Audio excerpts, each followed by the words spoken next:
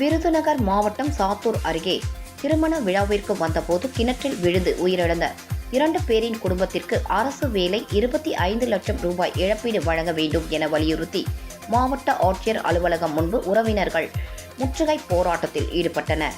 ஆலங்குளம் தொம்பைக்குளத்தை சேர்ந்த விக்னேஷ், ராஜபாளையம் அருகே உள்ள சிவாலிங்கபுரத்தை சேர்ந்த முத்துப்பிரியா ஆகிய இருவருக்கும் வேப்பிலைப்பட்டி கெங்கையம்மன் கோவிலில் கடந்த 31ஆம் தேதி திருமணம் நடைபெற்றது. இந்த திருமணத்திற்கு முதல் நாள் இரவு வந்த சிவாலிங்கபுரத்தை சேர்ந்த உறவினர் சுரேஷ்குமார், ரவிக்குமார் ஆகியோர் இயற்கை உபாதையை கழிக்க சென்றவர்கள் மாயமான நிலையில் கிணற்றில் இருந்து இருவரின் உடல்கள் மீட்கப்பட்டது. கூட நாங்க பார்த்துக்க முடியாது. நீங்க வந்து இவங்களுக்கு நிவாரணம் வேணும், அரசு வேலை வேணும், நீங்க கோரிக்கை வைக்கிறாங்க. நீங்க சிபாரிசு தான் பண்ண முடியும். முடிவெடுக்கிற அதிகாரம் ரெவென்யூ டிபார்ட்மெண்ட், தாசில்தாரோ, ஆர்டிஓஓ, டிஏஓ, யாராவது இந்த மக்கள் வரி கட்டுற மக்கள், இந்த இந்திய ஜனநாயக மக்கள் வேணா வந்து பேசலாம்ல. எங்களை உள்ள கூப்பிடுறதுல தான் எல்லாருமே இருக்கீங்க. டெய்லி வந்து போராட்டம்